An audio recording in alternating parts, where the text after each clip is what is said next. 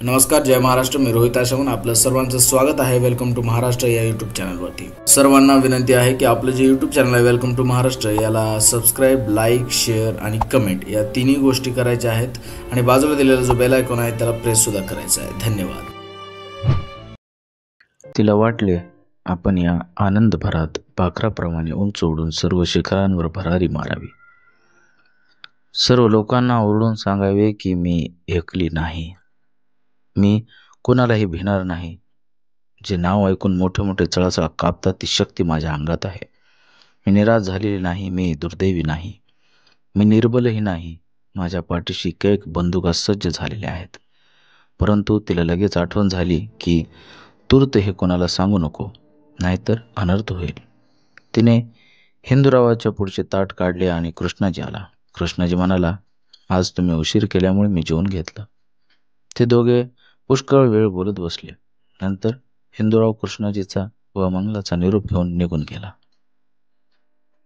दिवस परत फिरला होता. शेतकरी शेतात दिवसाकडे पाहत होता. राहिलेले काम उरकीत होता आणि शेतकरीण बायांनी घराकडे धाव घेतली होती, कारण पुढे जाऊन दळण मळून त्यांना संध्याकाळचे जेवण करावयाचे होते.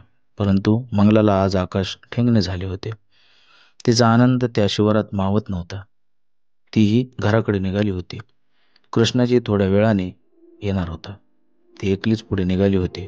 तिच्या कानात हिंदुरावाने जे काही सांगितले तेच सारखे घोळत होते. एखाद्या मुलाने धडा पाठ केल्याप्रमाणे ती पुन्हा पुन्हा आठवण करीत होती. आजपर्यंत ती हंबीरशी भांडली, ती कृष्णाजीच्या बळावर भांडली, पण आज तिला नवीन बळ लागले होते, नवा धीर आला होता. तिच्या डोक्यात विचारांची काहूर माजली होती. ती मनात म्हणत होती, खरंच मी हादरले होते, मी भ्याले होते, पण आता मी कोणालाही भिणार नाही. अशा अनेक प्रकारचे विचार मंगला घरी निघाल्यानंतर करत होते. राधाबाई खिन्न होऊन सोफ्यातच बसली होती, कारण आज 2 दिवस हंबीर घरी आलाच नव्हता. अलीकडे त्याचा स्वभाव, बेपॉईचे बोलणे, तिरसटपणा सर्व काही शिखराला पोहोचले होते. तो कोणाचेही काडी इतके ऐकत नव्हता.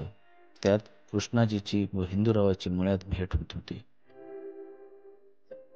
मंगलालाही तिथेच असते ते त्याला मुळीच आवडत नव्हतं. त्याची खात्री झाली होती मंगला नागोजीशी लग्न करणार नाही. तिला कृष्णाजीने चढून ठेवली आहे. त्यामुळे कृष्णाजीचाही अपमान करी आणि नागोजी विरुद्ध कोणी शब्द जरी उच्चारला तरी तो चवताळून उठे. शिवाय मंगला हिंदुरावाबद्दल फारच आदर दाखवी ते त्याला खपत होतं. कृष्णाजी त्याला 4 गोष्टी हिताच्या सांगाव्यात म्हणून सांगत असे. हंबीर, तू नागोजीसाठी हिंदुरावाशी वैर करू नकोस. आपल्या घरादाराचं वाटोळ करून घेऊ नकोस. त्यावेळी तो मोठ्याने म्हणे, तुम्ही त्या हिंदुरावाला देव मानता, मग मी नागोजीचा मित्र आहे आणि त्याला मित्र का समजू नये? मी त्याची संगत काय सोडणार नाही.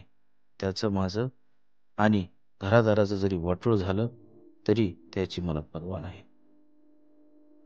तुम्ही माझं ऐकत नाही तर त्याला भिवून त्याच्याशी समजुतीपणे तुम्ही भाषा करता, त्याला जेवण पुरवता. तो जणू कोणी राजाच आहे असं तुम्हाला वाटतं आणि तुम्ही ते समजता. तो आजपर्यंत आपल्या वडिलांना मान राखीत असे, पण आता तो हंबीर राहिला नव्हता. रोज घरात किरकिर सुरू झाली होती आणि राधाबाई करणार तरी काय या विचाराने ती पुत्रप्रेमाने झुरत होती. तिला मोठी भीती वाटत होती की जर हिंदुरावाला समजले की हंबीर नागोजीचा पक्षपाती आहे तर हिंदुराव नागोजीच्या आधी हंबीरचंच तुकडं पाडल, कारण पूर्वी तसे झाले होते.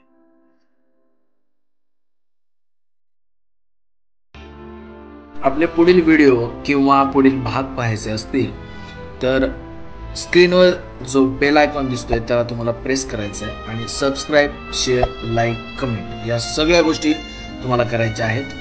वेलकम टू महाराष्ट्र या यूट्यूब चॅनलवरती. धन्यवाद.